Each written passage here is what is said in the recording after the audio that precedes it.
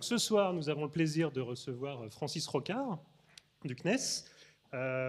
Francis Rocard a commencé par faire une thèse en astrophysique et il a travaillé sur différentes missions spatiales, Vega pour étudier la comète de Halley notamment, Phobos qui étudiait Mars.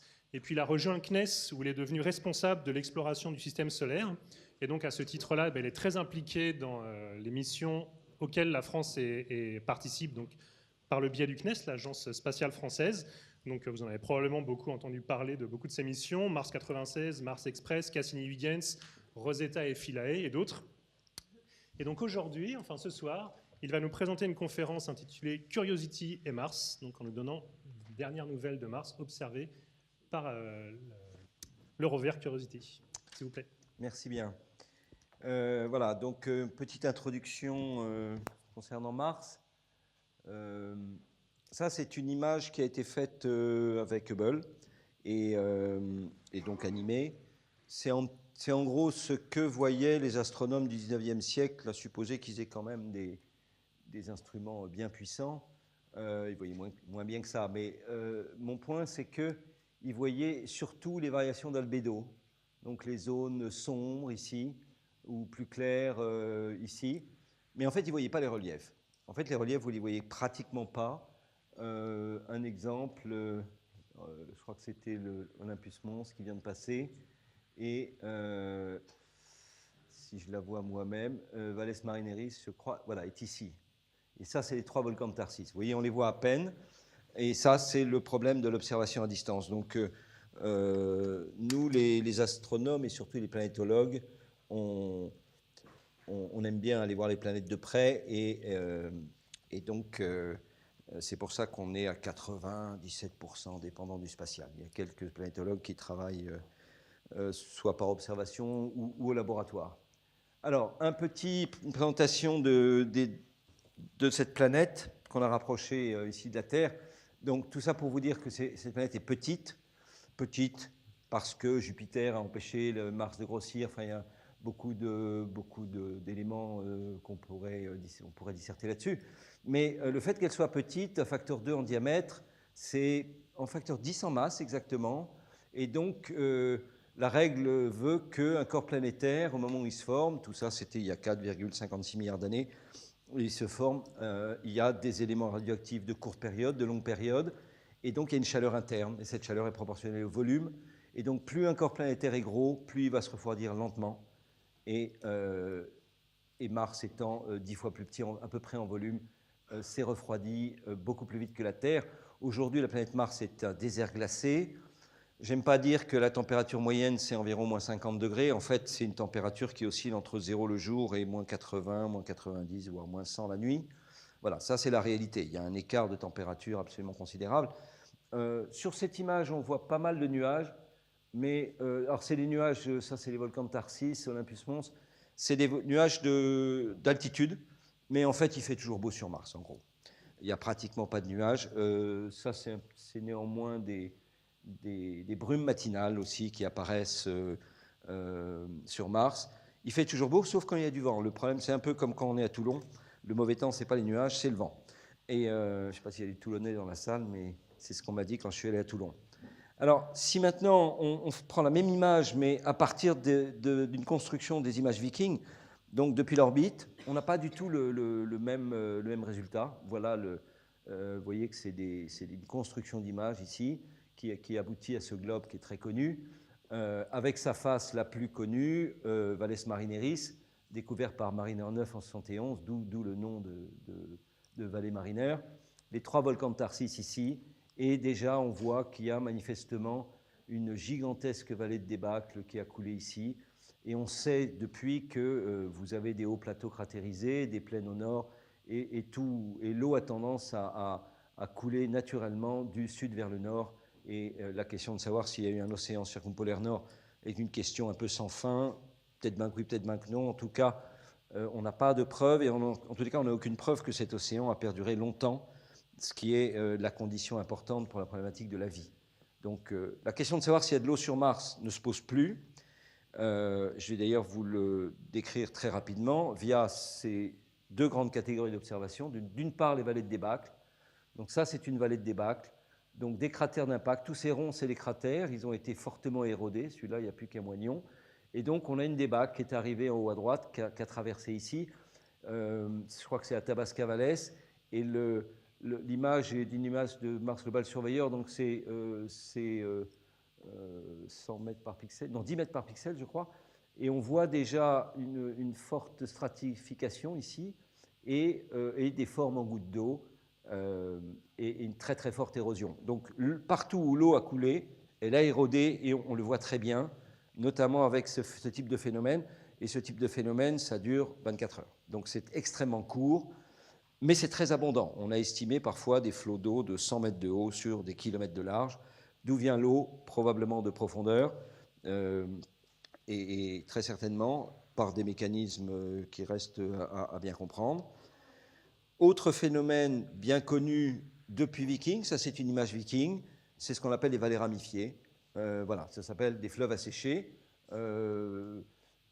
La particularité, c'est qu'on a un fleuve qui a à peu près, pas tout à fait, les spécialistes disent que ce n'est pas exactement la même chose, ce n'est pas tout à fait la ramification des fleuves terrestres.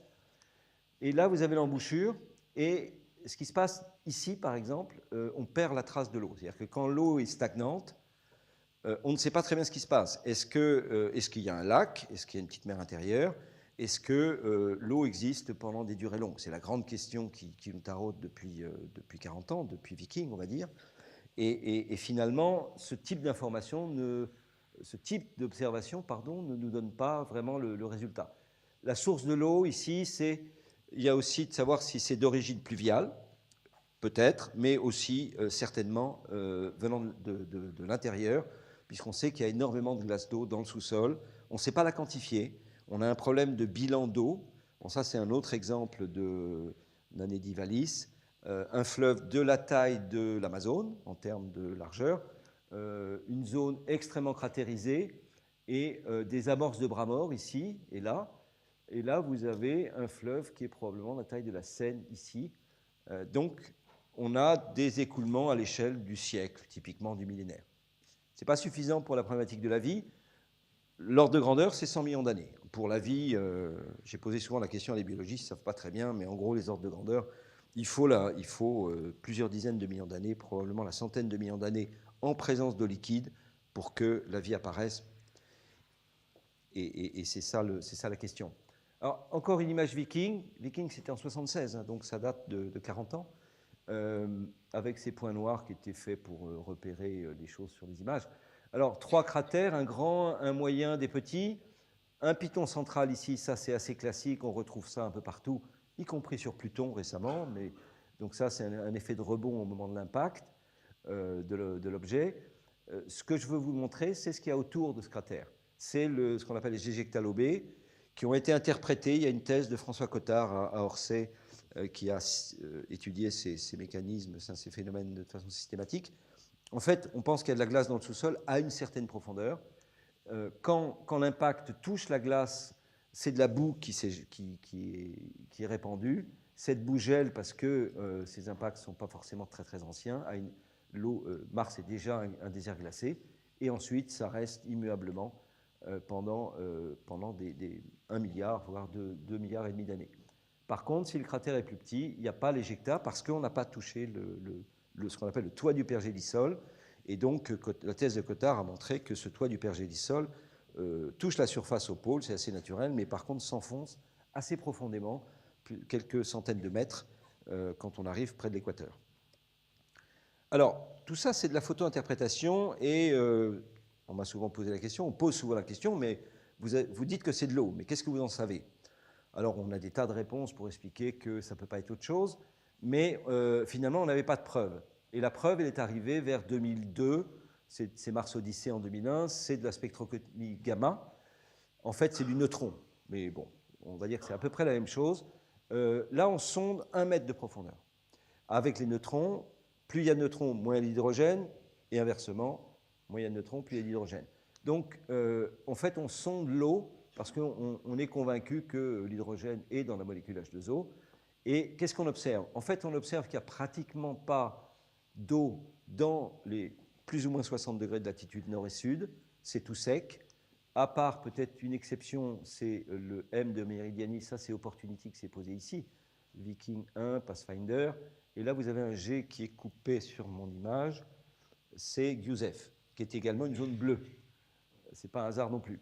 Par contre, au-delà de 60 degrés nord et sud, il y a énormément d'eau dans le sous-sol, et ça c'est la carte l'été au nord et l'été au sud, parce qu'évidemment l'hiver, c'est un givre de CO2 qui couvre à peu près justement jusqu'aux latitudes de 60 degrés. Vous savez que les calottes polaires, si nous habitions sur Mars, l'hiver, on serait dans la calotte polaire, on aurait du givre de CO2 à l'extérieur pendant tout l'hiver, sur des épaisseurs donc, qui varient en fonction de la latitude. Mais donc, alors que le terrain ici, si je vous montre une photo de ce terrain et de celui-là, vous ne ferez pas la différence. Mais en fait, ici, il y a énormément d'eau.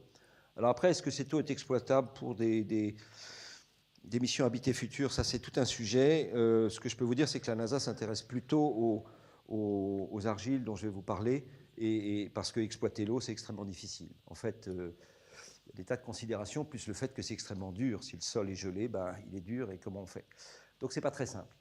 Alors, dans les années 2000, il y a eu cette publication qui se reflétait par ce type d'image.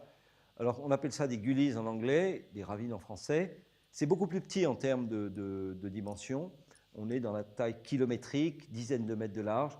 Et ce qui a, à l'époque, déjà beaucoup troublé, je me souviens, c'était Mike Carr, qui était un grand planétologue américain, qui disait « j'y comprends rien, mais j'autorise la publication parce que le résultat est là ». Voilà, en gros, c'était ça son argument, alors que c'est contradictoire avec la thermodynamique. Comment peut-on avoir des écoulements liquides sur Mars avec la pression et la température actuelle qui fait que ce verre d'eau bout instantanément sur Mars? Donc l'eau ne peut pas exister à cause essentiellement de la pression.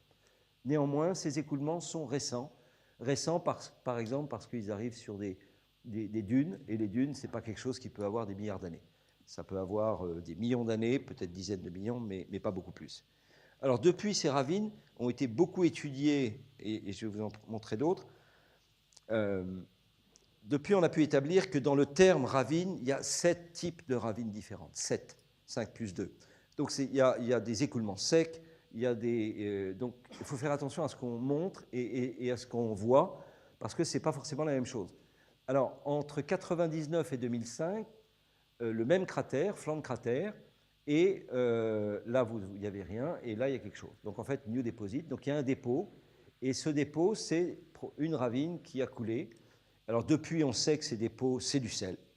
Alors, ce n'est pas forcément du sel de cuisine, mais c'est du sel, et vous savez que les océans terrestres ne gèlent pas, donc l'eau salée permet d'être liquide à des températures extrêmement basses, ce qui n'est pas le cas de l'eau douce. Et donc, alors vous allez me dire, pourquoi il n'y a pas du sel partout? Tout simplement parce qu'il y a du vent. Et tout ce que vous voyez ici, c'est de la poussière. Et dès que le vent va se lever, la poussière va se soulever, et ce malheureux dépôt ici va être couvert.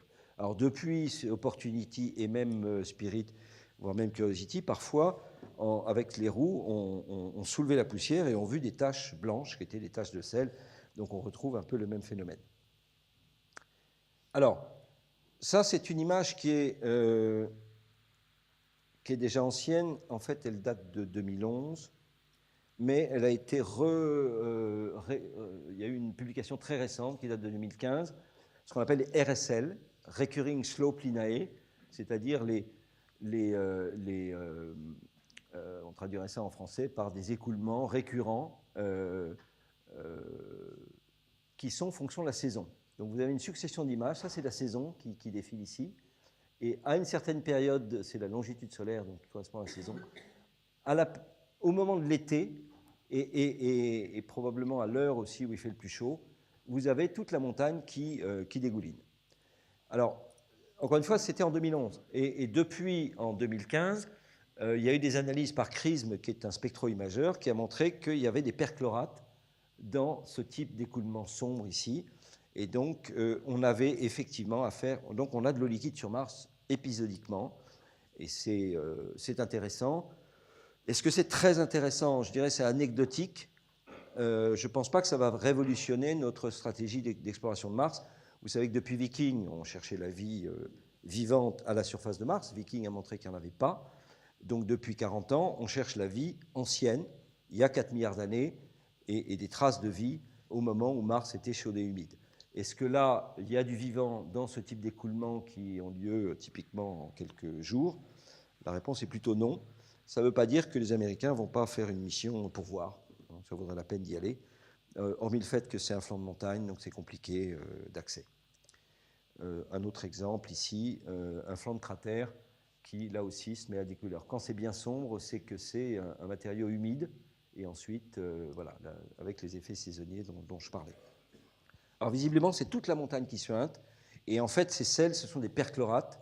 On sait qu'il y a énormément de chlore sur Mars. C'était déjà un résultat viking, mais on l'avait un peu oublié. Et depuis, les perchlorates ont été retrouvés par Phoenix et posent, vous allez voir, des problèmes pour les mesures actuelles. Alors, un instrument, qu'est-ce qu'on fait au CNES, nous? Alors d'abord, sur les 40 missions martiennes, aucune n'est française. Je pense que vous le saviez. Néanmoins, on est présent. On, c'est la France, et le CNES, c'est l'Agence spatiale française. Et qu'est-ce qu'on fait? On finance essentiellement des instruments. Parfois, on fait un peu plus, mais je dirais notre travail sur les missions planétaires, c'est plutôt au niveau des instruments. Parfois, sur Philae, on va un peu au-delà, on fournit des sous-systèmes. Et voilà un instrument financé par le CNES à l'Institut d'astrophysique spatiale. C'est Omega, c'est un spectro-imageur visible et infrarouge. Donc, on fait des images dans le visible et l'infrarouge. Et chaque image est une image cube. C'est-à-dire que vous aviez, c'est du 1000 par 1000, c'est 1 million de pixels, donc c'est un peu moins en infrarouge. Et chaque pixel de l'image est un spectre. Donc c'est très puissant parce que par rapport à une image visible, voilà typiquement une image visible, c'est la caméra allemande qui a pris cette image de Valles Marineris. Vous avez des patchs clairs. Tout le reste, c'est probablement des basaltes, donc c'est des roches volcaniques, ça c'est assez universel sur Mars, mais les patchs clairs ici étaient très mystérieux à l'époque, et l'image visible ne vous le dit pas. Et avec la spectroimagerie, eh bien, on a la réponse. Et la première découverte qui date de 2005, Mars Express c'était en 2003, donc il a fallu 2 ans de travail. Voilà typiquement un patch clair, c'est bien stratifié en plus, vu de haut, et les gros pixels d'oméga, en bleu et en rouge, ont détecté du gypse et de la kieserite. Alors c'est des sulfates de calcium hydraté ou sulfate de magnésium hydraté. Le gypse, vous connaissez bien, puisque en fait c'est du plâtre.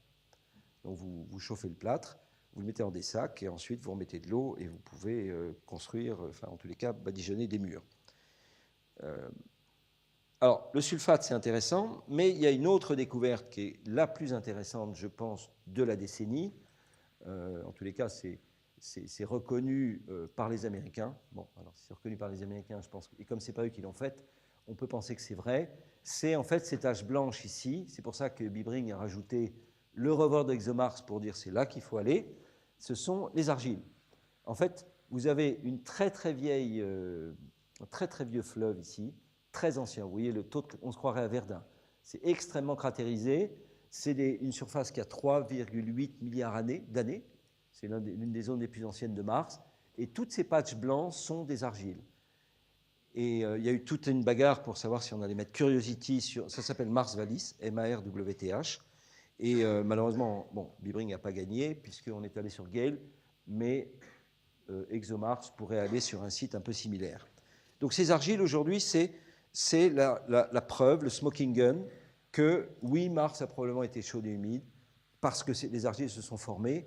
Et comment on forme des argiles? On prend des basaltes en présence d'eau, et tout ça, ça prend du temps, et ça se transforme, et on transforme des basaltes en argile. Et les argiles sont en plus des phyllosilicates, ça veut dire que ce sont des feuillets en feuilles. Et le gros intérêt, enfin l'intérêt minéralogique de ces feuillets, c'est que entre deux feuilles, vous pouvez piéger des molécules. C'est bien connu, les minéralogistes le savent, moi je suis plutôt un physicien, mais d'où l'intérêt d'aller voir les argiles et d'essayer de voir s'il n'y a pas des molécules organiques piégées dans les feuillets. Et on va y revenir, c'est l'objectif de Curiosity. Alors, ça c'est la publication de l'époque. En bleu, c'était les sulfates, il y en a plein dans Valles Marineris. Et en rouge, les argiles. Donc Mars Vallis était ici, et il y avait quelques... les jaunes, on ne va peut-être pas en parler. Et depuis, toute cette équipe de l'IAS a beaucoup travaillé, et aujourd'hui, on en a 1200 spots. Donc c'est sur les points verts qu'il faut aller, c'est sûr. Et c'est sur les points verts qu'on va. L'intégrale des points verts représente 3%. Ça veut dire que si vous vous posez n'importe où sur Mars, vous allez tomber sur des basaltes et vous allez pas, ça n'aura aucun intérêt. Donc la zone de Mars Vallis est ici, et donc Gale, le cratère Gale est ici. Il y a des argiles. Tous les sites, les 4 sites finaux de Curiosity étaient des sites argileux, et donc les missions futures, Mars 2020, ExoMars aussi, tous ces sites se posent sur les argiles, et le but c'est d'essayer de comprendre si la vie est apparue. Alors ça permet de réécrire l'histoire.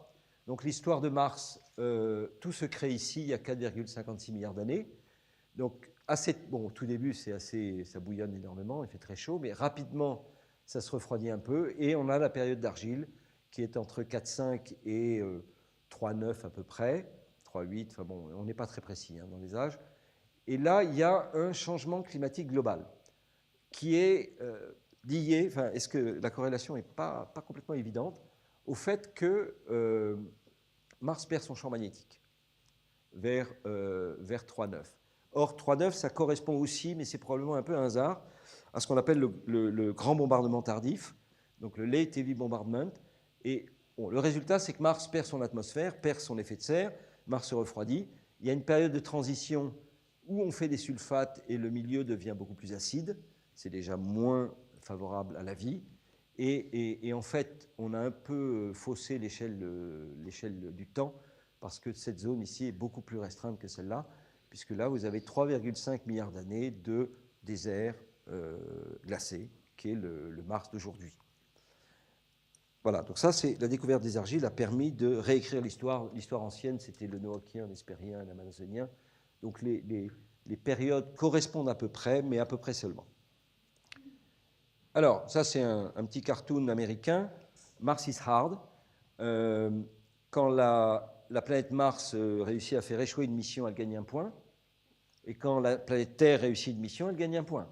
Bon, alors depuis, vous mettez un 16 ici avec Curiosity, c'est à peu près le résultat de l'exploration de Mars, c'est-à-dire 40% de succès. Ce n'est pas beaucoup. La proportion est inversée sur Vénus, et tant mieux, mais sur Mars, les échecs sont quand même les plus nombreux. Alors, venons-en à Curiosity. Curiosity, les points jaunes, c'est là où on s'est posé. C'est que les Américains. Il n'y a que les Américains qui sont posés sur Mars. Donc, les Vikings, ici, historiquement, puis Pathfinder, Opportunity qui continue à travailler, qui est au centre de longitude-latitude 0, Opportunity est à peu près au milieu, et Spirit, qui est décédé depuis déjà quelques années. Et les 4 points blancs, c'était les 4 sites finaux qui a provoqué beaucoup de débats. Donc vous voyez que Mars Vallis était sélectionné, mais malheureusement pour certains en tout cas, c'est Gale cratère qui a été choisi. Pourquoi? Parce que dans le cratère Gale, hormis le fait qu'on a une belle montagne, un beau cratère, c'est entre guillemets plus sexy que Mars Vallis qui est un peu plat, on a surtout pour les géologues une stratification. Et je vais vous la montrer. Et évidemment, ça a été un argument fort de dire avec la stratification, on a une échelle de temps, le plus ancien étant en dessous, etc. etc. Donc c'est intéressant.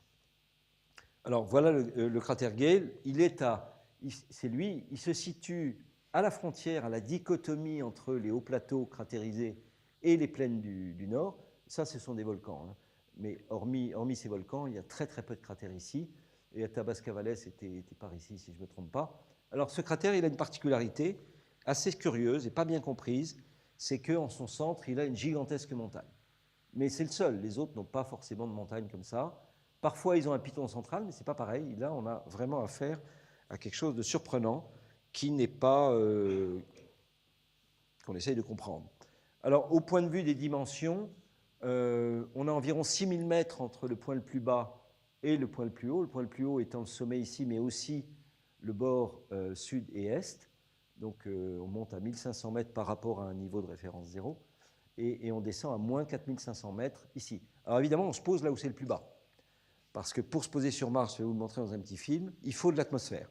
On n'est pas capable de se poser en haut des montagnes, ça c'est totalement exclu. Et on a besoin d'un maximum d'atmosphère, d'où le fait que l'ellipse d'erreur de Curiosity a été positionnée dans la zone bleue, qui est la zone de plus basse altitude.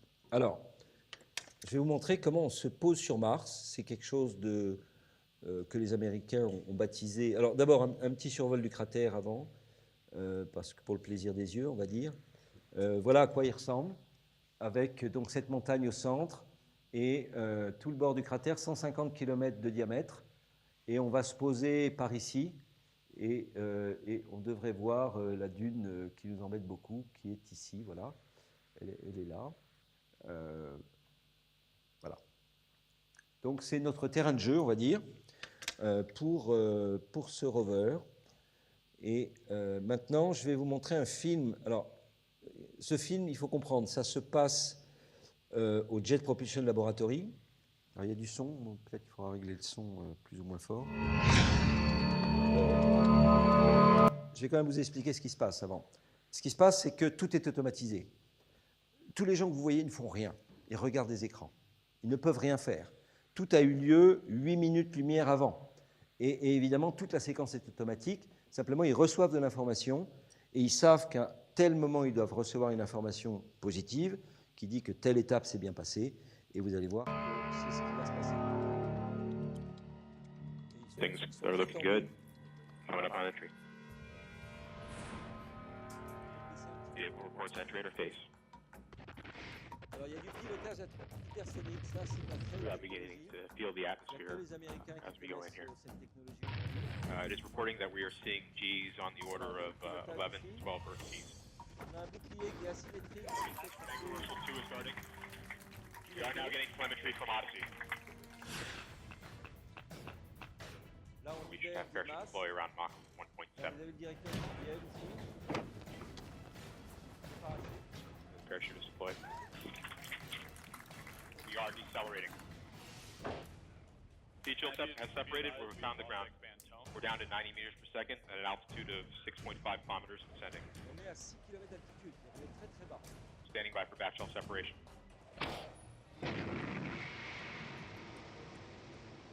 We are in powered flight.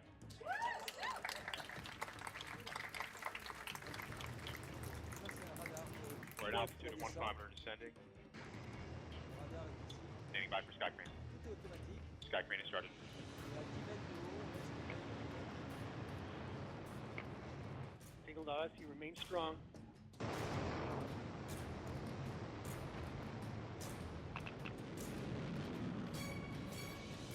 Touchdown confirmed. We're safe on Mars.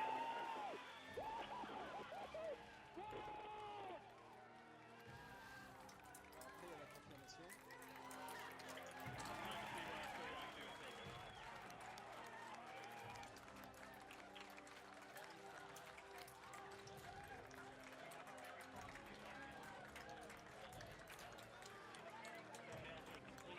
Got thumbnail. Thumbnail, ça veut dire petite image. Ça, c'est la roue du rover. Et donc, voilà.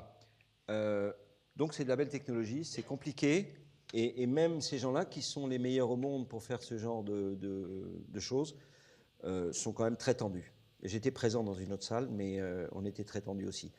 Alors là, je vais vous montrer la même scène, mais filmée par la caméra de descente. We've acquired the ground with the radar. An altitude of 8 kilometers. We are 9 kilometers in. Dynamics phase. We are decelerating. Là, hop, on largue le bouclier. RIT mode under 10 kilometers decelerating and descending. We are at 150 meters per second.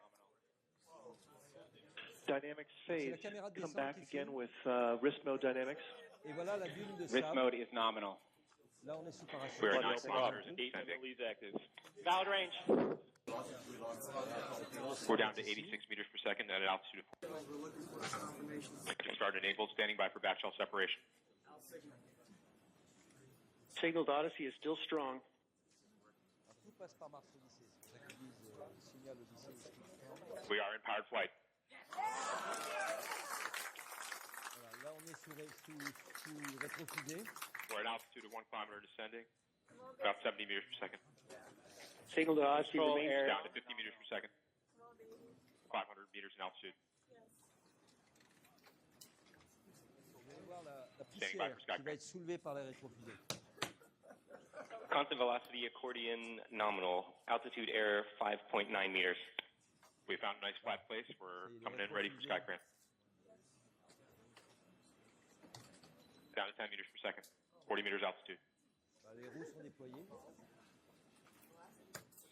Sky crane has started. Descending at about 0.75 meters per second as expected. Expecting bridle cut shortly. Signal to us, you remain strong. Tango Delta nominal.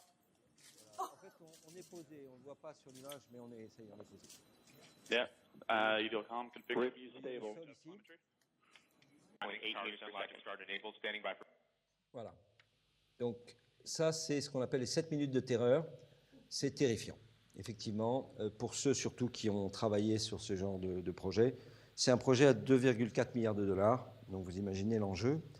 Alors, un point intéressant, c'est déjà, on a le premier panorama. Donc, on voit le fameux mont Sharp qui est là. La dune de sable est ici. Ce qui est intéressant, c'est que, et ça, c'est de l'information technologique, on voit les traces des deux rétrofusées qui montrent que c'était très très stable. Donc on les voit d'un côté et de l'autre également. Donc on a les deux spots des rétrofusées qui ont stabilisé le système au moment où il a posé le rover. Donc ça a vraiment très très bien marché, même si évidemment c'est quand même quelque chose que l'Europe ne maîtrise pas. Et donc avec Schiaparelli qui est en route vers Mars sur ExoMars, le but, c'est d'apprendre à se poser sur Mars. Aujourd'hui, l'Europe ne sait pas se poser sur Mars. Et donc, on va apprendre avec un engin qui aura une durée de vie de 4 jours et qui fera pratiquement une science minimale. Alors, voilà un petit peu le paysage. En fait, c'est assez plat, mais vous allez voir que d'abord, le paysage va beaucoup changer. Et par ailleurs, il n'est pas question quand même de piloter les yeux fermés. On a des choses qui peuvent être un peu gênantes. D'ailleurs, ça a été pour moi une forte déception, c'est que je pensais que ce rover allait pouvoir aller plus vite. Et en pratique, il est assez lent, il est presque plus lent qu'Opportunity. Bon, c'est comme ça. Probablement parce que le JPL ne veut pas prendre de risques. Là, vous avez un peu l'échelle des distances entre le pied du rover, donc ici, les dunes qui sont 3-4 km, et puis le début de la montagne, et à l'horizon, on est à 16 km. Le problème, c'est qu'on ne va pas y aller tout droit. C'est pas de chance, parce que ces dunes sont extrêmement longues et on va les longer pendant 3 ans. Là, vous avez ce point noir, c'est l'équivalent de Curiosity s'il avait été dans les dunes de sulfate. Là, on est au niveau des sulfates.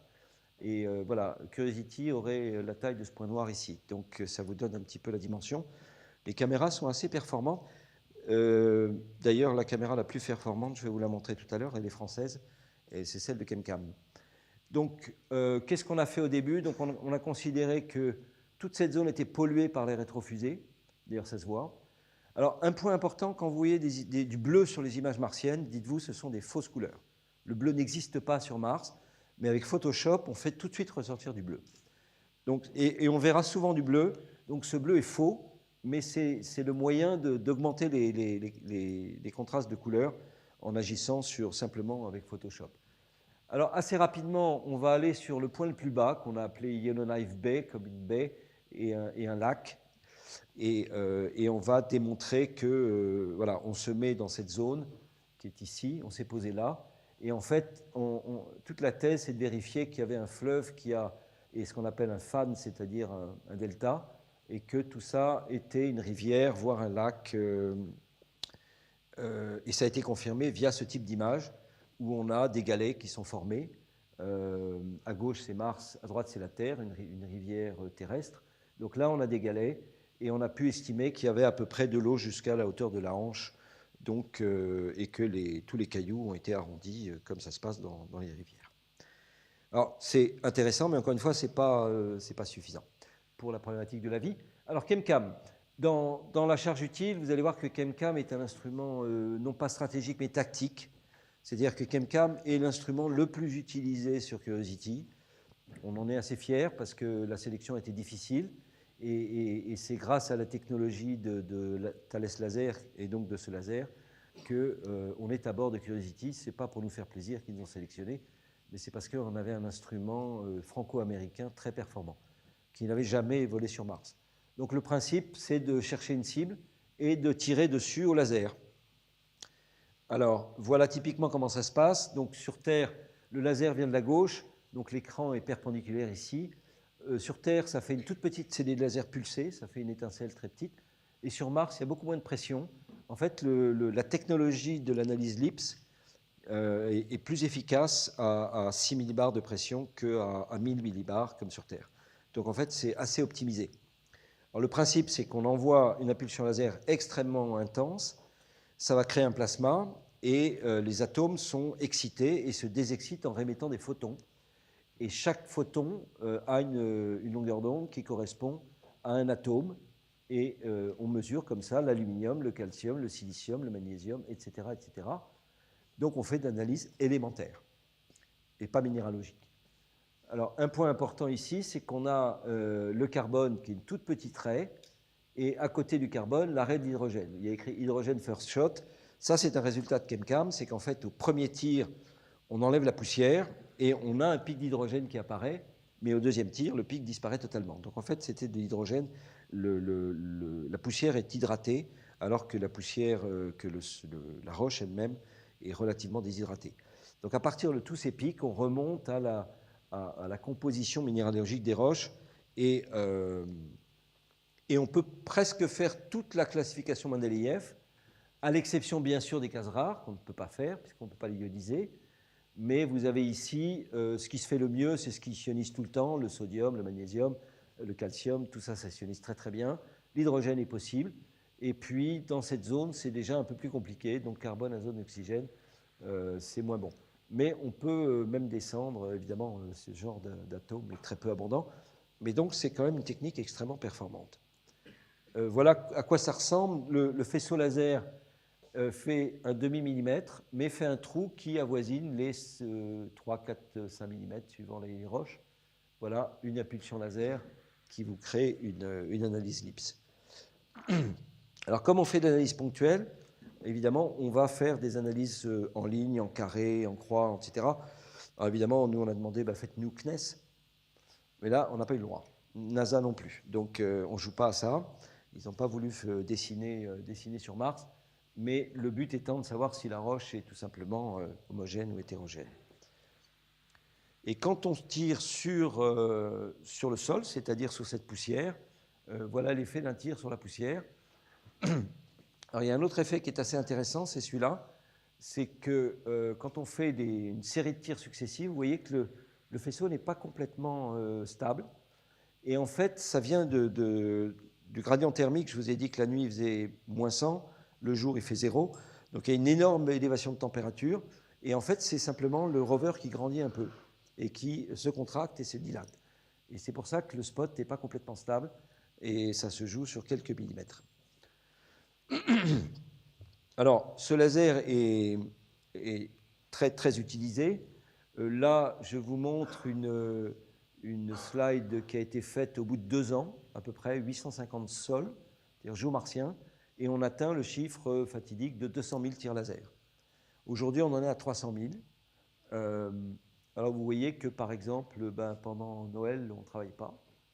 On ne travaille pas non plus ici. Pendant la conjonction solaire, on ne travaille pas, etc. Et là, vous voyez écrit CWL, anomalie. Ça, qu'est-ce que c'est que CWL? C'est ce qu'on a. On a un système autofocus, comme dans votre appareil photo. Donc, c'est une petite diode laser qui fait la mise au point automatiquement. Et cette diode laser est tombée en panne. Alors, c'était une catastrophe, parce que si on n'est pas au point, le laser n'est pas focalisé et le livre ne marche plus.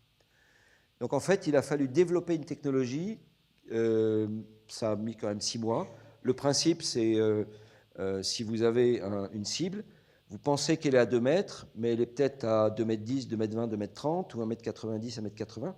Vous allez faire des images à 1 mètre 80, 90, 2 mètres, 2 mètres 10, 2 mètres 20, et le logiciel va regarder l'image qui a le meilleur contraste. Et celle où il y a le meilleur contraste, c'est celle qui est nette, et ça fixe la distance, et on tire avec la focalisation de l'image qui est constante. Le système marche très bien, tant et si bien que probablement pour les missions suivantes, on va probablement pas utiliser la diode. En pratique, on tire à des distances de 2 mètres jusqu'à, ça c'est 2, 4 et 6 mètres. Parfois on dépasse 6 mètres, mais ce n'est pas forcément souhaitable. On est plutôt dans la gamme des 2 mètres, des 2-3 mètres. Alors, et on a fait des 1100 cibles aujourd'hui. Donc c'est vraiment un instrument extrêmement utilisé. Voilà, tous les points verts, ce sont les analyses ChemCam, depuis donc Yellowknife AFB où on était tout à l'heure.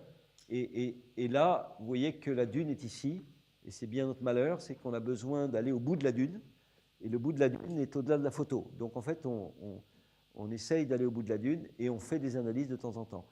Donc ChemCam est utilisé constamment, alors que Drill and Scope Location, c'est-à-dire l'instrument SAM, vous en avez 1, 2, 3, 4. Donc les grosses expériences qui prennent 15 jours, 3 semaines sont utilisées beaucoup moins. Alors notamment, ChemCam a permis de mesurer la composition de ces veines de sulfate. Et en fait, je viens de le dire, ce sont des veines de sulfate de calcium. Donc c'est ce qui s'est créé dans une roche. C'est un phénomène assez courant sur Mars. Il y a ce qu'on appelle les chenaux inversés. Et là, en fait, ce n'est pas des chenaux, c'est des veines. Mais en fait, les sulfates sont plus solides que la roche autour. Et comme le vent souffle pendant 2 milliards d'années, ça érode le matériel. Simplement, les sulfates étant plus solides, à la fin, ils sont en relief. C'est pour ça que ces veines de sulfate se retrouvent au milieu de nulle part. Ici, par exemple, tout le matériau autour a disparu. Et il n'y a plus que la veine comme un squelette qui apparaît. Et c'est assez fréquent sur Mars. Ça existe parfois sur Terre, mais ce n'est pas très fréquent. Alors, je vous ai dit qu'il faisait toujours beau sur Mars. Néanmoins, quand il y a du vent, la visibilité est fortement dégradée. Donc là, vous avez les jours qui défilent. Et voilà, là, le vent s'est levé. Ça, c'est le bout du cratère. On est à environ 80 km. Et parfois, la visibilité est très mauvaise. Parfois, elle est très bonne. Donc ça, c'est... bon, vous avez peut-être vu seul sur Mars, il y a des tempêtes aussi. Même si les effets mécaniques dans le film sont complètement faux. Le seul effet mécanique, c'est de soulever les poussières. Et les poussières, quand je dis poussières, ce n'est pas des grains de sable, c'est plutôt de la taille du talc.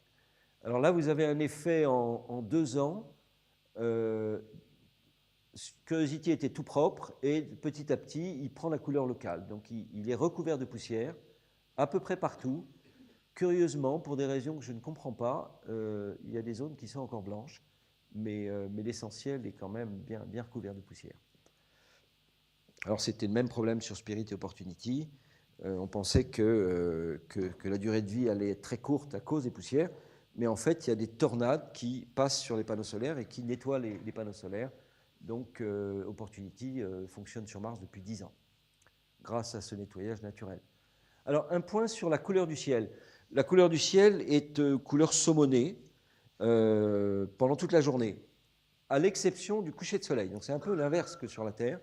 Au coucher de soleil, le ciel devient bleu, comme ici, et ça, c'est en fait la diffusion sur les molécules, comme dans le ciel terrestre, qui fait que l'épaisseur d'atmosphère étant plus importante, eh bien, la composante bleue apparaît au moment du coucher du soleil, alors que cette composante bleue est permanente sur Terre pendant la journée. Par contre, la composante rouge vient des poussières qui fait que le bleu disparaît du soleil et donc le rouge devient dominant. D'où les beaux couchers de soleil sur d'Hollywood, parce que c'est très pollué en poussière. Alors, un autre phénomène assez étonnant qui a été mesuré par Curiosity, c'est la pression quotidienne. Donc ça, c'est le 10e sol, le 11e sol, le 12e. Et vous avez un écart, on est en Pascal, donc 700 à 780. Donc on a pratiquement 10% de la pression qui oscille de façon extrêmement répétitive. Même les décrochements ici sont répétitifs. Et en fait, ce phénomène a été assez bien compris. Il existe sur Terre, mais pas au niveau de la surface. En fait, c'est tout simplement ce phénomène-là. C'est qu'au moment où la planète tourne, l'atmosphère est chauffée par le Soleil, et à ce moment-là, la pression diminue.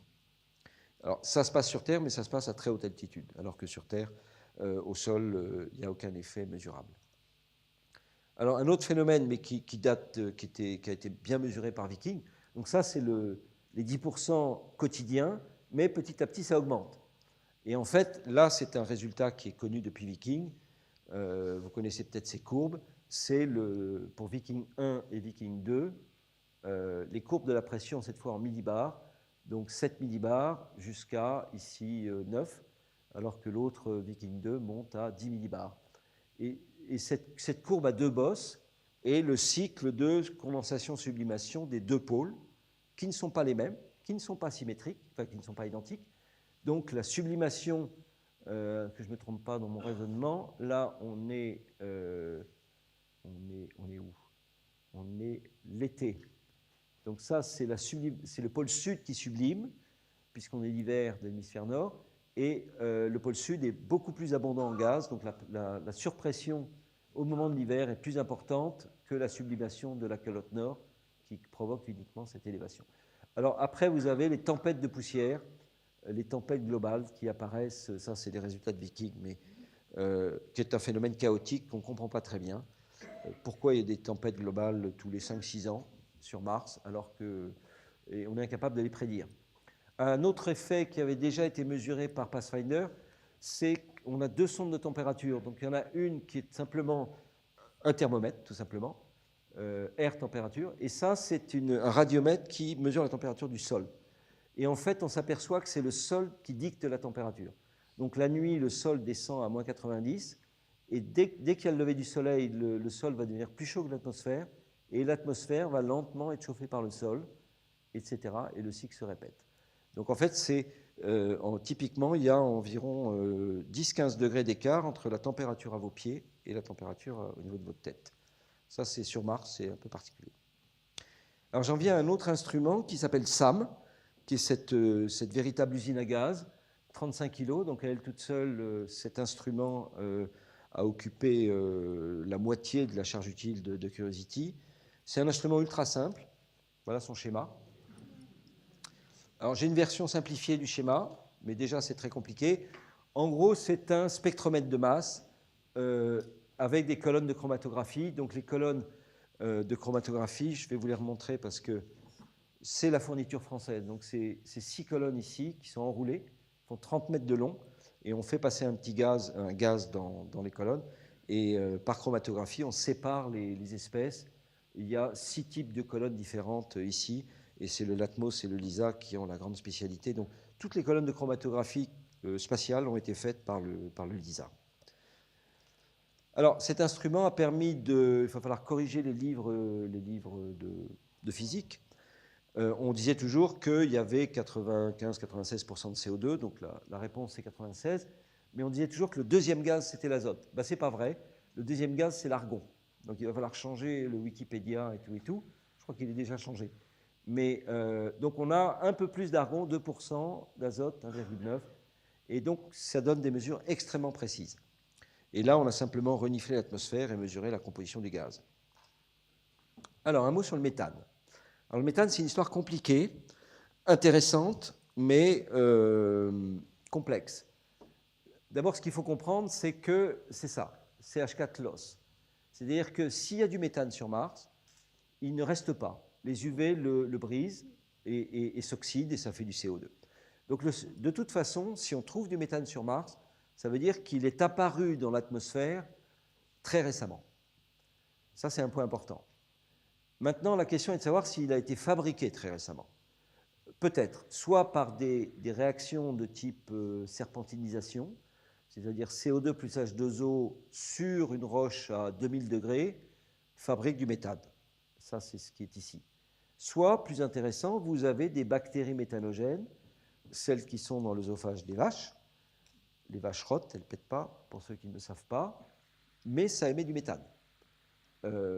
Donc, pourquoi on n'aurait pas des bactéries en profondeur dans le sous-sol de Mars? Ce n'est pas du tout impossible, et ça pourrait produire du méthane.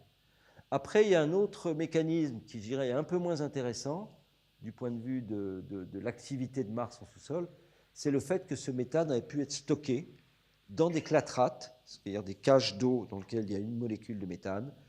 Et il y a tout un débat de savoir si cette hypothèse-là est vérifiée ou si on a une fabrication.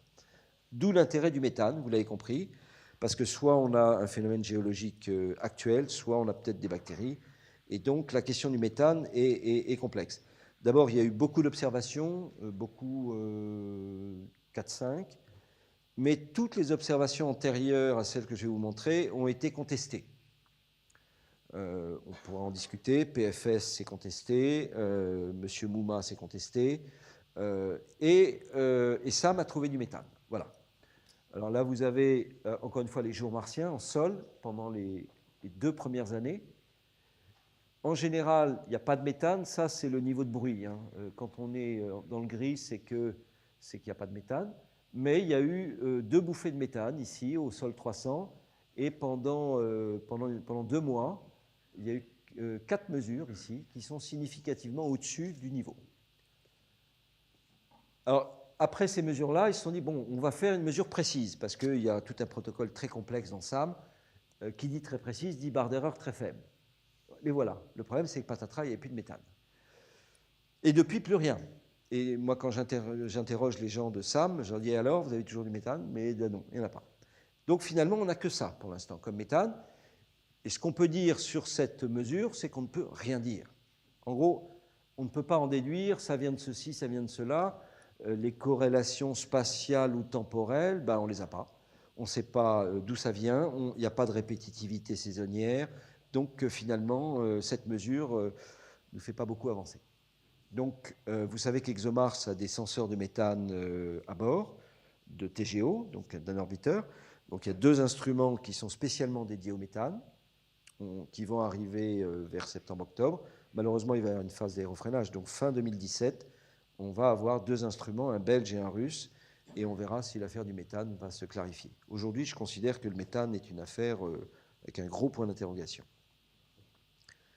Alors après, ça, c'était l'atmosphère. Donc, dans le méthane, on avait juste reniflé l'atmosphère. On peut faire mieux, on peut creuser.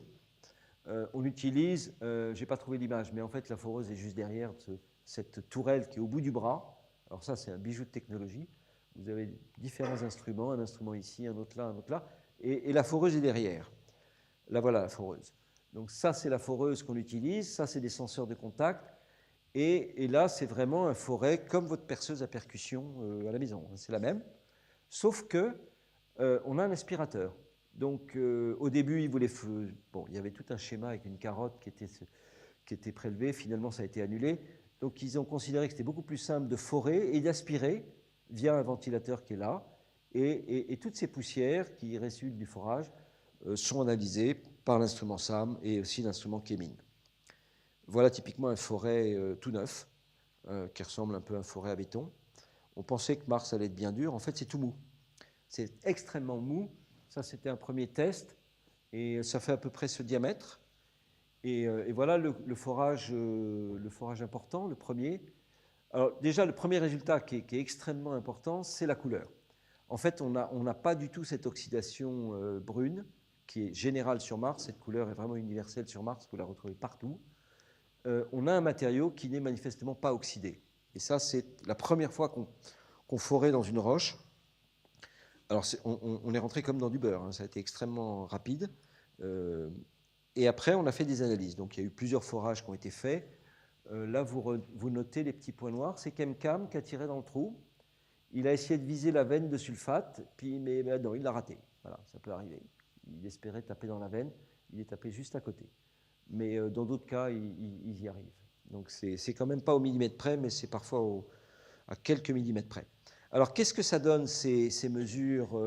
Qu'est-ce qu'on fait? On prend cette poudre, on la met dans un four et on fait chauffer le four. Et on analyse, là c'est de la spectrométrie de masse, mais en chromatographie en phase gazeuse, c'est pareil, 200, 400, 600, 800 degrés. Au début, évidemment, on a de l'eau qui sort, c'est pas très surprenant, du CO2 qui proviennent probablement des carbonates. Ce qui est intéressant, c'est qu'on a du soufre oxydé et du soufre réduit, H2S. Ça, c'est la boule puante, hein, pour ceux qui s'en souviennent.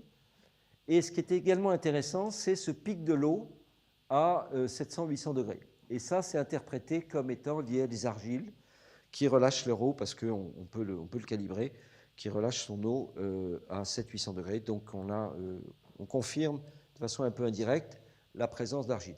Alors, ça, c'est peut-être le résultat le plus intéressant. Daniel Kunt me disait, bon, quand est-ce que tu auras des résultats à nous proposer? Je lui ai dit, bah, écoute, on n'y est pas, etc. Donc, on a retardé cette conférence. Et finalement, voilà. Donc, ça, ce sont des résultats sur des forages. Enfin, ça, ce n'est pas un forage, mais vous avez 3 forages ici. Il s'appelle John Clark, Cumberland, Confidence. Et on a, je vous montre ici, le chlorobenzène, c'est-à-dire du benzène avec un atome de chlore. Alors, l'atome de chlore, il vient de Mars. Il Il vient des perchlorates. Le processus d'extraction par chauffage, c'est le problème des perchlorates. En fait, il faut comprendre que les perchlorates, c'est un peu comme l'eau de Javel. C'est-à-dire que ça vous oxyde tout, ça vous tue les bactéries. Et dès qu'on chauffe des perchlorates, ils vont attaquer n'importe quelle molécule organique. Et le chlore va se retrouver, va réagir avec la molécule organique. C'est pour ça qu'on a du chlore. Mais au départ, probablement, c'était du benzène non chloré. Ce qui est intéressant, c'est que c'est la première découverte de molécules organiques sur Mars, à part le CO2. Mais on n'en a pas beaucoup. On a des picomoles, des 10-12 moles. Donc, à la fois, ce résultat a été très important parce qu'on a une mesure qui est parfaitement significative. Et finalement, c'est un résultat qui n'a fait aucun bruit dans la communauté scientifique et dans les médias. C'est vraiment passé très inaperçu. Alors qu'aujourd'hui, notre problème, ce n'est plus le problème de l'eau, c'est le problème des molécules organiques. On a besoin de trouver des molécules organiques pour, toujours dans la démarche de rechercher la vie ancienne, pour se convaincre qu'une chimie organique complexe a fonctionné il y a 4 milliards d'années, 3,8, et que la vie a pu apparaître grâce à cette chimie complexe. Alors, ce n'est pas avec du chlore ou du chlorobenzène qu'on va faire tout le job.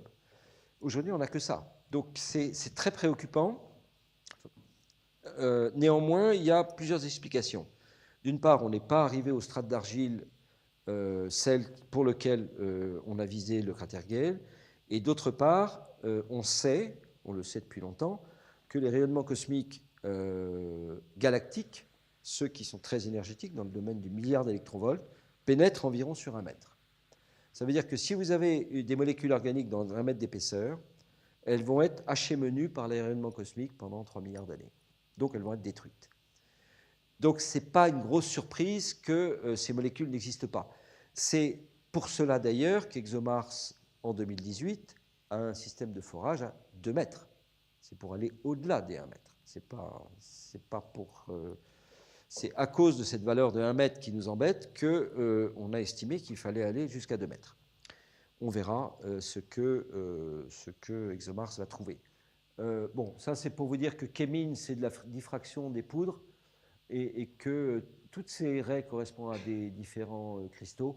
Et en fait, on a également, les phyllosilicates sont les argiles, donc on a confirmé la présence d'argile dans John Klein, mais on n'est pas...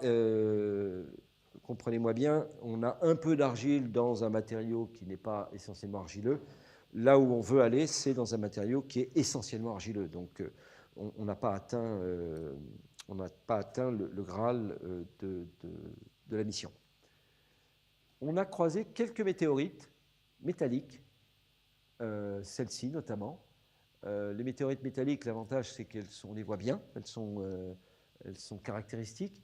Et ça, ce sont des images de ChemCam. Donc ça, c'est la caméra de ChemCam qui a un tout petit champ, mais qui est plus performante que les caméras qui sont au sommet du rover. C'est pour ça que vous avez ces zones à haute définition ici qui sont liées à la caméra de ChemCam. Alors, quelques selfies de ce rover. Donc voilà, ces selfies, vous les connaissez. Ça, c'est une autre version. Vous avez des versions un peu... On peut commencer à triturer la géométrie, on peut aller encore plus loin en triturant la géométrie, et on peut aller au-delà, voilà, sur ce type de géométrie. Après, je ne sais plus très bien ce qui se passe. Donc ça s'appelle la planète de Saint-Exupéry, avec Curiosity. Et on peut faire aussi des selfies par en dessous. Donc là, on a un selfie avec le bas de caisse, et voilà, c'est une autre version du selfie. Donc il y en a comme ça un certain nombre qui ont été faits. Et alors, où en sommes-nous ? Je vais peut-être vous montrer l'image suivante qui a été... les commentaires ont été faits par Olivier Gannot, qui est dans l'équipe ChemCam. Voilà, en 2012, on a fait les Yellowknife Bay, donc ça a duré 1 an. On s'est posé en août, donc 6 mois à peu près. Et ensuite, décision a été prise de foncer vers les strates d'argile. Donc c'est ce qui a été fait en 2013 et en 2014. Et puis ensuite, alors là, ils ont commencé à trouver des choses passionnantes. Et on a perdu beaucoup de temps. Et qu'en 2015, on n'a pas parcouru énormément. Alors, il va falloir apprendre un petit peu ce terrain qui est un peu compliqué. Donc, d'une part, vous avez cette première fin des dunes, et la deuxième fin est ici. Et en fait, il y a une autre zone qui va nous intéresser, ce qu'on appelle les hématites, la ride des hématites, hématite ridge, qui va être ici. Et en fait, l'objectif, il est juste après. On va le voir sur d'autres images. Voilà. Alors, ce qui s'appelait entry point, ben, on y est à peu près. On est là en ce moment. C'est-à-dire, ça veut dire qu'on est au bout de la dune et on va tourner à gauche et partir vers la montagne. La montagne est ici. Donc tout ça, tout l'objectif, vous avez compris, c'est de contourner la dune. Parce qu'ils ont très très peur de s'enliser dans la dune, donc il n'est pas question d'y aller. Et au-delà, donc entry point se situe à peu près par là, et ensuite on passe entre dans la zone où il y a le moins de sable possible, d'où cet objectif ici. Donc la trajectoire jaune, c'est celle qui a effectivement été utilisée.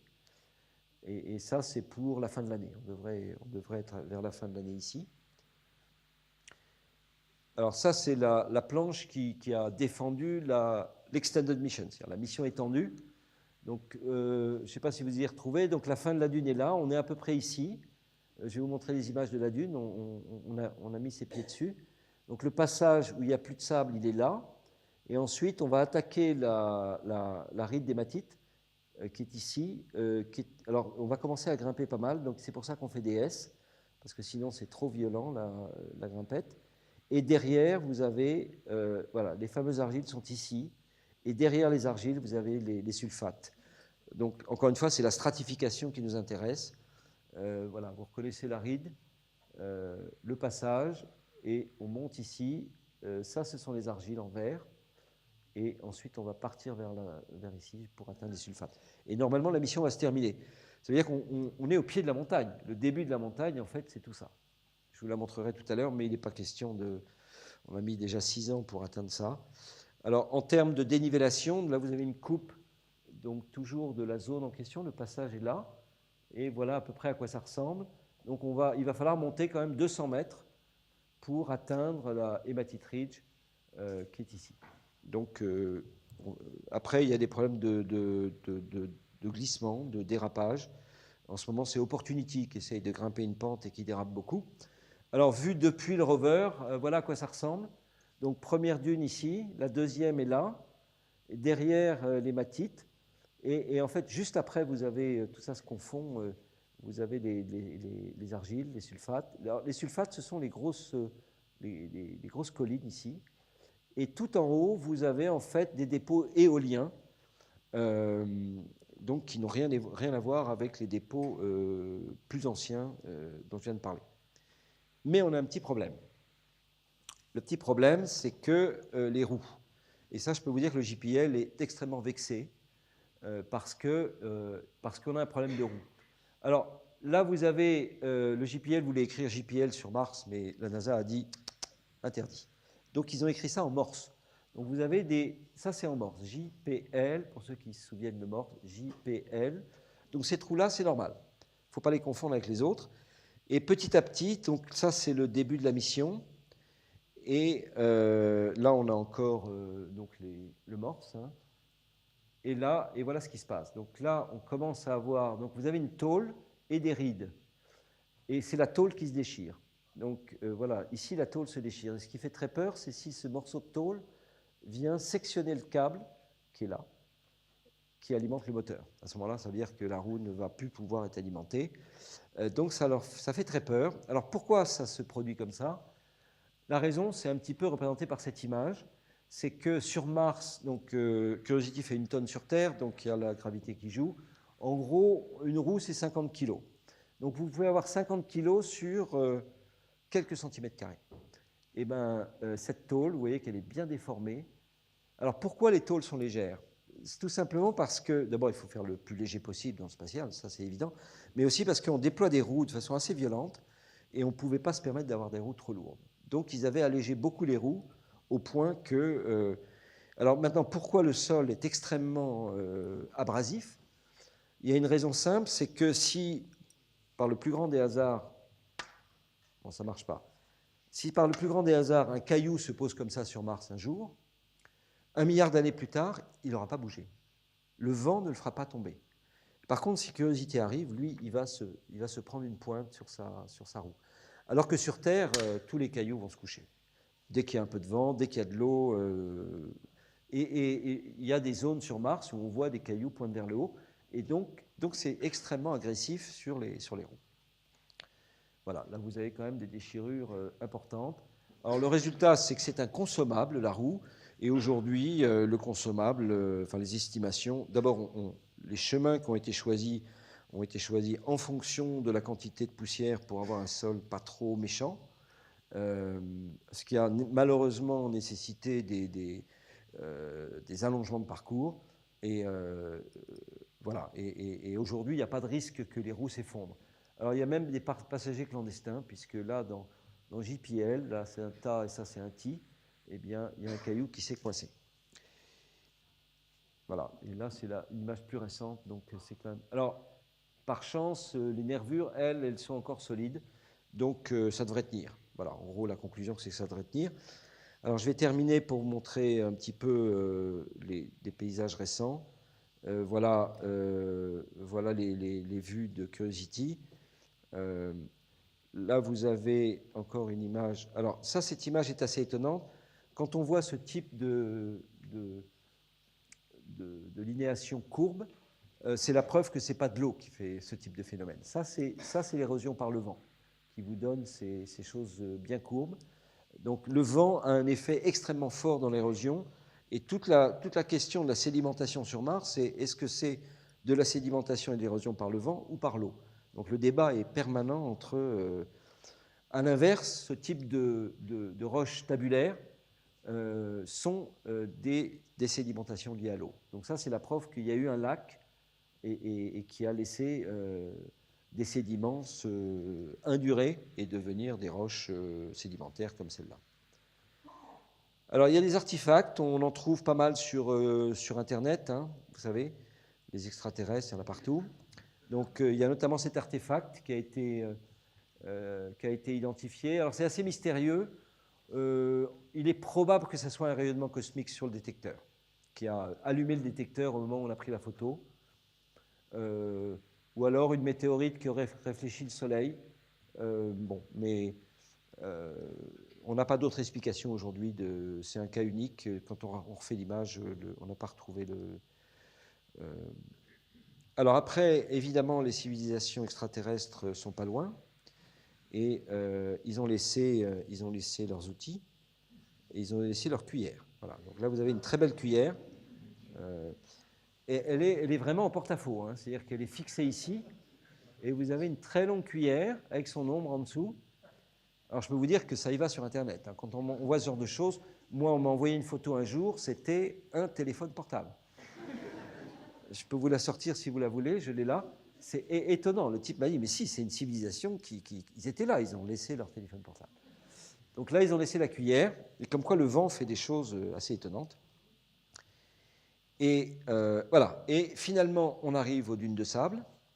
Alors, moi, quand j'ai vu cette image, je me suis dit, bon, ben, ça n'a pas l'air de trop s'enfoncer. Néanmoins, ils sont très prudents. Hein. Il y a eu des enlisements sur Mars, donc ils ne vont pas jouer à traverser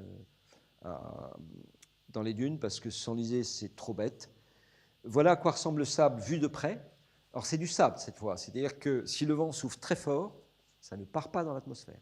C'est des grains qui font 100 microns, voire 1 millimètre. Ça n'a rien à voir avec la poussière qui fait plutôt 10 microns. C'est elle qui part dans l'atmosphère. Donc, poussière, c'est tout petit. Et sable, alors le sable, ça roule et ça fait des dunes. Alors, voilà typiquement la dune du côté, je ne sais pas comment le qualifier, du côté du vent. C'est-à-dire que le vent crée ses rides sur la dune. Là, on arrive au sommet de la dune, là-haut. Donc ça, c'est toutes ces ondelettes sont créées par le vent. Et si maintenant on regarde la dune de l'autre côté, c'est-à-dire là où la barcane est abrupte, là, on est sous le vent. Donc le sable a tendance à passer par-dessus. Et vous avez des effondrements de sable ici. Et voilà un bel effondrement triangulaire là. Et des zones qui ont glissé. Et c'est comme ça que les dunes avancent. Et on a pu mesurer avec IRIS en prenant des photos de dunes, pas celle-là en l'occurrence, mais d'autres, à l'échelle de 2, 4, 6 ans, qu'effectivement les dunes avancent parfois de l'ordre de quelques mètres dans l'année. Toutes ne sont pas actives, mais il y a des dunes actives. Alors c'est du sable bien volcanique, bien sombre, comme dans certaines îles. Alors ça, c'est pour montrer les équipes. Donc on a eu la chance d'être sélectionné avec MCAM et SAM. Et par la suite, le Jet Propulsion Laboratory, qui pilote le rover en Californie, nous a demandé de piloter en alternance avec un laboratoire à Los Alamos l'instrument ChemCam. Donc on a dit OK, ça veut dire quoi? Ça veut dire ça. Ça veut dire qu'il faut mettre sur pied une salle d'opération. Et là, on se focalise sur ChemCam. Hein, vous avez bien compris, ce n'est pas nous qui pilotons le rover. Mais alors ça se passe de 17h à 3h du matin, avec environ 10 réunions dans la soirée, téléphoniques le plus souvent. Certaines durent 12 minutes, d'autres durent 5 minutes. Vous avez tous les responsables d'instruments qui sont au téléphone, ou leurs représentants, pour savoir si l'instrument est green, c'est-à-dire OK, ou s'il est red, ça veut dire qu'il est en panne. Et donc, il y a 200 personnes qui se coordonnent tous les jours pour opérer. C'est toute une machine extrêmement contraignante. Et voilà les opérateurs en train de travailler. Il n'y a que des hommes ici, mais je vous rassure, il y a des femmes. Vous avez ici Muriel Sacoccio, qui était le chef de projet du développement de ChemCam, et Violaine Sauter, qui vient de recevoir la médaille d'argent du CNRS pour ses travaux dérivés de ChemCam, et notamment de la détection grâce à ChemCam d'une croûte d'origine continentale sur Mars. Donc un résultat important. Et pour terminer, je vais vous montrer un survol du cratère Gale, parce que je trouve qu'il est très beau. Alors, il est commenté par M. Grotzinger, qui était le project scientist. I'm John Grotzinger, the project scientist for Mars Science Laboratory, the Curiosity rover, and we're going to take Curiosity to our chosen landing site in Gale Crater, which sits at the border between the southern highlands of Mars and the northern lowlands. A really exciting spot because it's very low, and that's the kind of place where water might have pooled and possibly formed lakes. So here we see a different view of Gale Crater that has a different perspective. You can see our landing ellipse down at the bottom there, which is the white circle, and in the middle of Gale Crater is this mountain of rock that is 5 kilometers high, made layer by layer by layer. But the layers at the bottom are the ones that we're most interested in because we think that those were deposited in an aqueous environment, which is very important for understanding habitability. What you can see here now is that we're about to land very close to the center of the landing ellipse, and we have a couple of different routes that we can take.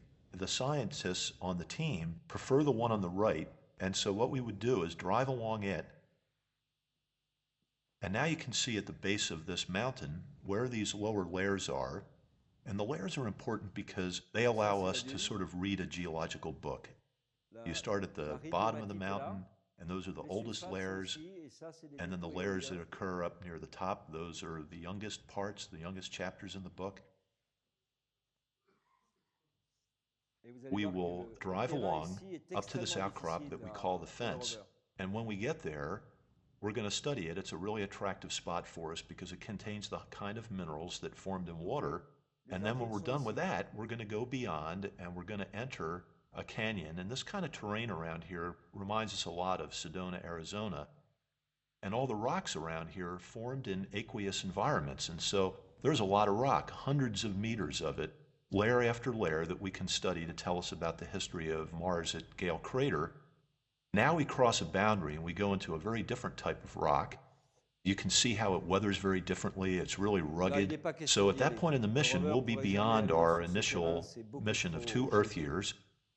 This will take us into many years afterwards of exploration as we drive around this very rugged terrain.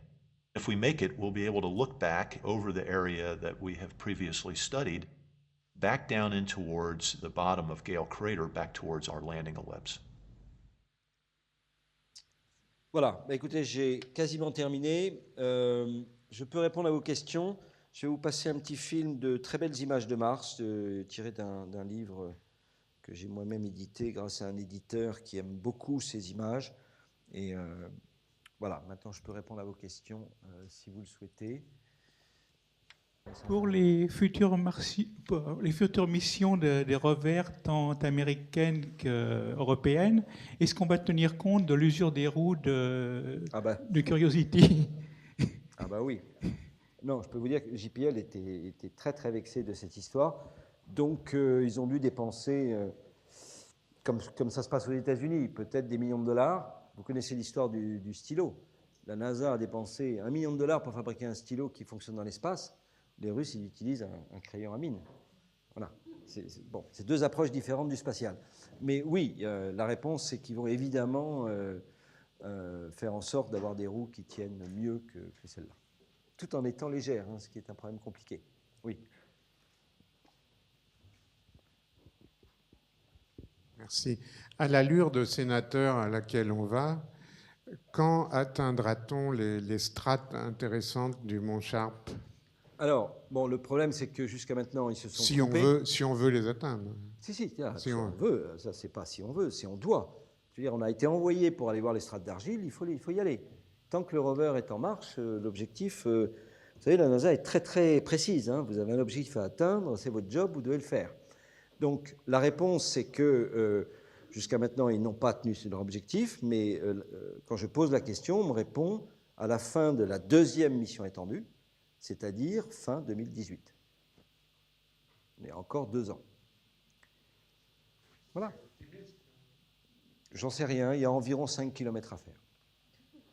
Tout dépend. Le problème, vous l'avez compris, soit ils s'amusent, ils font des analyses, soit ils avancent. Le problème, c'est qu'ils ne peuvent pas faire les deux.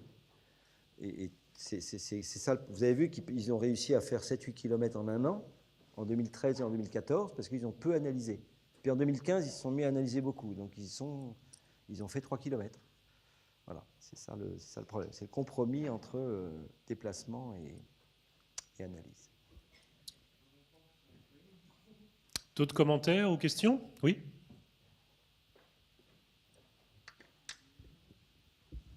Oui, merci pour tout ça, bien sûr.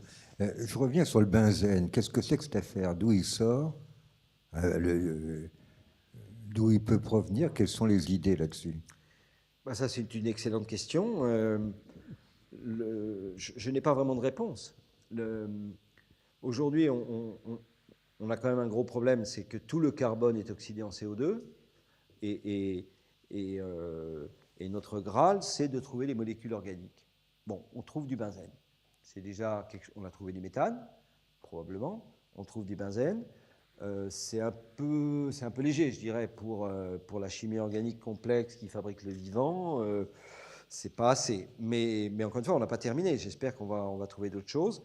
Mais c'est un passage un petit peu obligé pour se convaincre qu'une vie a existé il y a 4 milliards d'années et que cette chimie a fabriqué le vivant. On en est là, mais je ne peux pas vous expliquer d'où vient le benzène. Tant qu'on n'a pas, je dirais, aujourd'hui, on a une mesure d'une molécule, peut-être 2, c'est un peu pauvre pour commencer à faire une analyse détaillée. Ça peut être une théorie? Non. Dans le cas du méthane, l'hypothèse de la comète a été évoquée, mais on aurait des signes, d'autres signes que la présence de méthane. On aurait d'autres preuves. On l'aurait probablement vu. Si une comète avait percuté Mars, on l'aurait su. La vitesse de disparition du méthane est d'environ 3 siècles. Alors vous allez me dire, il y a 3 siècles, on ne regardait pas. Mais quand il y a j'en ai pas parlé ici parce que je me suis focalisé sur Curiosity, mais quand M. Mouma détecte du méthane sur Syrtis Major sur Mars, il en trouve une fois. Et il trouve une grosse tache de méthane, on va dire que ça fait 500 km de diamètre. On a un spécialiste en France des atmosphères planétaires, qui s'appelle François Forget, il travaille au laboratoire de météorologie dynamique. Et il a dit, ah bon, il a trouvé ça? Combien 10 ppb en volume, donc des parties par milliard en volume, c'est pas beaucoup. Ok, je mets dans mon modèle 10 ppb de méthane, là où il l'a trouvé, 500 km, et je fais tourner la machine atmosphérique. Instantanément, le méthane disparaît. Tout simplement parce qu'il y a du vent. Donc la concentration de méthane se dilue instantanément. Donc c'est si vous posiez la question à Forget, il n'y croit pas du tout. Ce qu'il faut savoir, c'est que pour mesurer le méthane depuis la Terre, il faut soustraire le méthane terrestre. Et on fait les deux restes sont confondus, sauf quand il y a un effet Doppler. le méthane terrestre se décale par rapport au méthane martien, la raie du méthane, et simplement la raie du méthane terrestre, elle est 100 000 fois plus importante. Donc est-ce qu'il n'y a pas un pied et un problème de soustraction qui fait que la mesure est fausse? Il y a pas mal de gens qui le pensent. C'est pour ça que je dis que la question du méthane n'est pas du tout aujourd'hui une question tranchée. Mais elle est d'actualité au sens où on cherche toujours. Madame. Il paraît qu'une équipe travaille sur un sismographe à destination de Mars. Vous en avez entendu parler? Un peu. J'étais en réunion aujourd'hui même sur le sujet. L'équipe, donc c'est un sismomètre, c'est Philippe Lognonnet de l'Institut de physique du globe qui est le responsable scientifique. Alors là, on est sur une mission de la classe Discovery. Alors il se trouve que dans ces missions-là, qui sont des petites missions, 600 millions par rapport à 2,4 milliards, il y a un scientifique américain qui est responsable de tout. Tout, ça veut dire qu'on va lui donner 600 millions de dollars, on va lui dire, faites la mission. Alors, il a le JPL à côté de lui, hein, quand même. Mais donc, ce monsieur qui s'appelle Bruce Bannert est allé voir Philippe Lognonnet en disant, bon, est-ce que tu ne veux pas mettre ton sismo français sur la mission américaine? Alors, tout ça s'est fait avec des discussions, et on a dit oui, nous, le CNES, puisque nous, on devait financer le sismo. Ça fait 20 ans qu'on veut mettre un sismo sur Mars ou la Lune. Et donc là, on a une opportunité qui est extraordinaire. Le problème, c'est qu'on a raté la date de tir. La date de tir, c'était mars 2016. Pourquoi on l'a raté? Parce que cet instrument est très difficile à mettre au point et on avait un problème de sphère sous vide qui était bien sous vide, mais comme je vous dis que sur Mars, il fait très froid. Donc quand la sphère plonge à moins 100 degrés, bah, tout d'un coup, elle fuit. Et ça, c'était compliqué à traiter parce que justement, elle fuit à basse température. Conclusion, bah, on a obligé les Américains à retarder de 2 ans la mission. Ça n'a pas été quelque chose de très facile. Monsieur Bolden, l'administrateur de la NASA, n'était pas content du tout. Surtout que l'effet financier pour eux, c'est plutôt 150 millions de dollars à peu près. Hein. Et la règle du jeu, c'est que ce n'est pas nous qui payons. Chacun paye sa partie. Nous, on va avoir un surcoût pour le sismo, mais pour la mission, c'est les Américains. Donc ça grogne un peu dans la communauté scientifique américaine, qui trouve que quand même les Français voilà, n'ont pas été très bien. Voilà, c'est les aléas du spatial, je dirais. Donc quand ce sismo sera sur Mars, donc ça sera fin 2018, j'espère que tout ça sera oublié et que surtout il marchera bien. Puisque aujourd'hui on n'a jamais mesuré les tremblements de Mars, donc le but c'est d'avoir toute la structure interne de la planète. Peut-être une dernière intervention ? Quelque part dans la salle. Voilà des très belles Gullies qui n'ont rien à voir avec les précédentes, par exemple. Ça, c'est des blocs de CO2, des boules qui dévalent des collines de sable. Et voilà. Oui. Bonsoir. En fait, on ne se rend pas bien compte sur les images, mais il fait quelle taille le rover? Par rapport aux autres aussi, par rapport aux anciennes missions? C'est de la taille d'une automobile, à peu près. 3 mètres de long, pas une grosse automobile, mais on l'a comparé à, je ne sais plus, une grosse... Oui, il fait à peu près 3 mètres de long, presque autant de large, un peu comme les Hummers. Comme l'engin qui le met sur Mars est circulaire, le rover peut être carré, donc il est très très large, puis ça évite de basculer. Et donc on a un mât qui monte à 2,50 m de haut. Voilà. Donc c'est le tout dans 1 tonne. C'est une grosse bête. Eh bien, je vous propose d'arrêter là pour ce soir. Donc merci beaucoup.